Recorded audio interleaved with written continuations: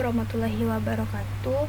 Perkenalkan, nama saya Nurmala dengan NIM 061138192453. Saya berasal dari kelas Indralaya.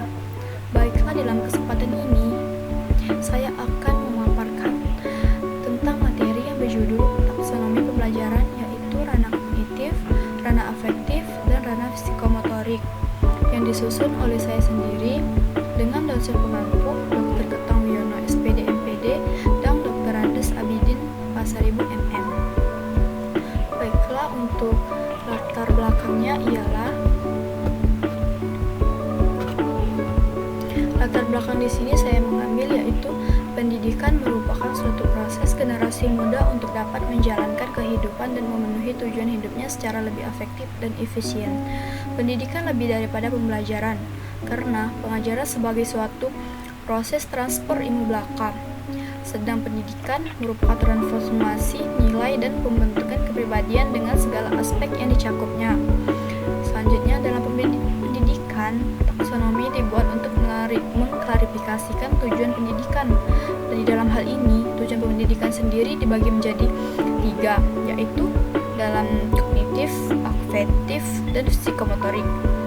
Dan dari setiap ranah tersebut dibagi kembali menjadi beberapa kategori atau subkategori yang berurutan secara hierarkis atau bertingkat, mulai dari tingkah laku yang sederhana sampai tingkah laku yang paling kompleks. Tingkah laku dalam setiap tingkat diasumsikan menyertakan juga tingkah laku dari tingkat yang lebih rendah. Nah, di dalam taksonomi sendiri, dalam pendidikan dibuat untuk mengklarifikasikan pendidikan. Pada taksonomi, tujuan pendidikan dibagi menjadi 3, ialah yang tadi, yaitu ranah kognitif, ranah afektif, dan ranah psikomotorik. Baiklah, di sini rumusan masalahnya yaitu apa itu taksonomi pembelajaran, dan yang kedua, bagaimana pengaruh taksonomi Bloom dalam pembelajaran. Oke, next. Tujuannya, di sini saya mengambil tujuan yaitu yang pertama adalah mengetahui pengertian taksonomi, yang kedua mengetahui peran taksonomi Bloom dalam pembelajaran. Oke, next. Pengertian taksonomi pembelajaran. Kata taksonomi sendiri diambil dari bahasa Yunani tasein yang berarti untuk mengklarifikasi dan nomos yang berarti aturan.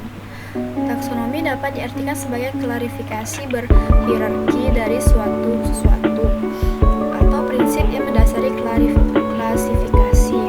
Hampir semua benda bergerak, benda alam, tempat, dan kejadian dapat diklasifikasikan menurut beberapa skema taksonomi.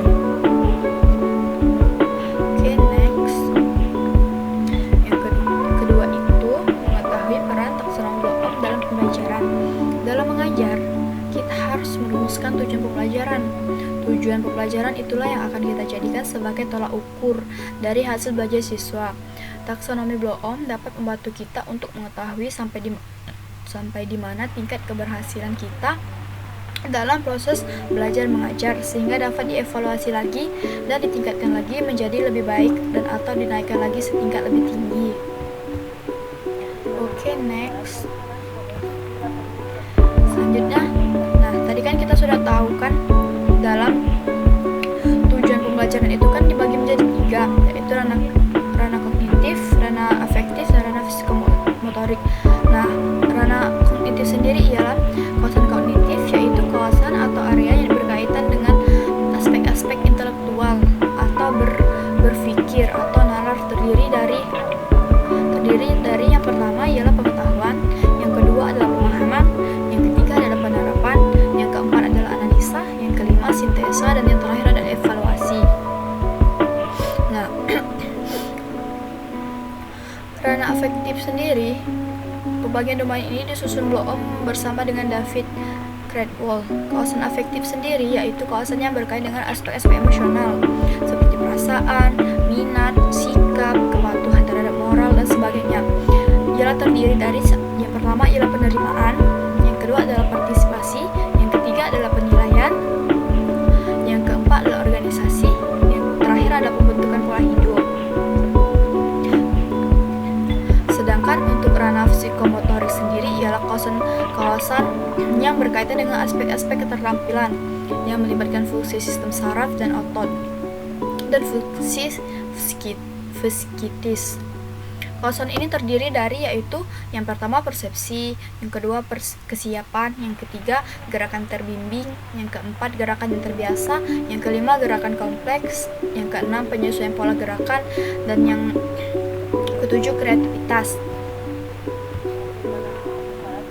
Di sini saya mengambil kesimpulan bahwa kata taksonomi diambil dari bahasa Yunani altheisen yang berarti untuk mengklarifikasikan dan nomos yang berarti aturan.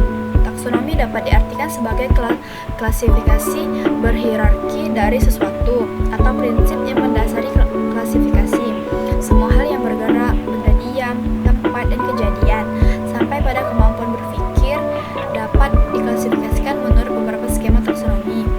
Pendidikan lebih daripada pengajaran karena pembelajaran adalah suatu proses transfer ilmu belaka, sedangkan pendidikan merupakan transformasi nilai dan pembentukan kepribadian dengan segala aspek yang dicakup. Perbedaan pendidikan dan pengajaran terletak pada penekanan pendidikan terhadap pembentukan kesadaran dan kepribadian anak didik di samping transfer ilmu dan keahlian. Taksonomi pendidikan lebih dikenal dengan sistem taksonomi Bloom, dan taksonomi pendidikan pertama kali disusun oleh Benjamin S. Bloom dan kawan-kawan. Dalam bidang ini dibuat untuk mengklasifikasikan tujuan pendidikan dan tujuan pendidikan menjadi beberapa domain yaitu kognitif, afektif, dan fisikomotorik. Baiklah, sampai di sini saja penjelasan saya. Lebih dan kurang saya mohon ampun kepada